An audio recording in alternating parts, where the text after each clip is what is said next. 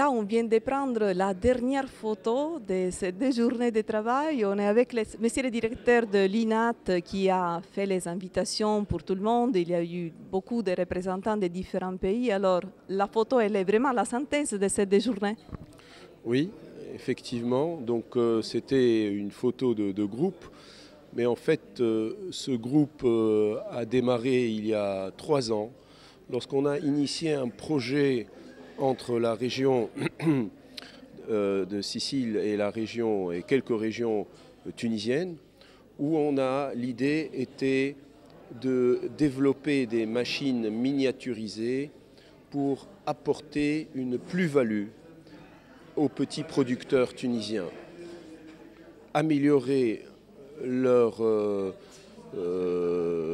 quelque sorte, la rentabilité économique de leur production par des petites transformations, par de la conservation et par la possibilité de vendre directement leurs produits aux consommateurs. Aujourd'hui, nous sommes pratiquement à la fin de ce projet où on a pu fabriquer, après avoir conçu donc 3 machines miniaturisées au service de la petite production et de la petite paysannerie tunisienne. Et aujourd'hui, en clôture de ce projet, nous avons invité donc aussi bien des Tunisiens que des étrangers du Maghreb, d'Italie et d'Allemagne, des gens qui travaillent sur ce domaine. On a pu échanger leur expérience, leurs résultats, et on a pu enrichir à la fois dans les 2 sens des expériences mutuelles.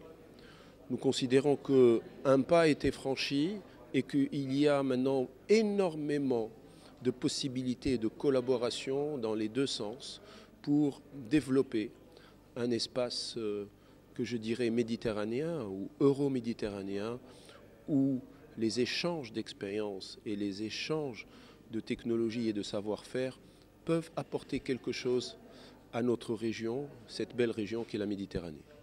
Et là, c'est quelque chose de concret qui a été mis en place. C'est-à-dire, des fois, on parle de coopération comme des projets qui servent à gaspiller l'argent des citoyens de l'Union européenne. Par contre, ici, il y a quelque chose de très concret qui répond aux besoins des gens et des entreprises. Effectivement, aujourd'hui, donc, c'est les 3 équipements miniaturisés, donc un pour le séchage, un pour la conservation et le refroidissement et un autre pour la fabrication du fromage, viennent tout à fait pour répondre à un besoin réel. Ce sont des besoins de petits agriculteurs qui vont apporter une plus-value à leur production et une meilleure valorisation de leur production. C'est quelque chose de concret, de réel, qui répond à une demande de l'agriculture tunisienne.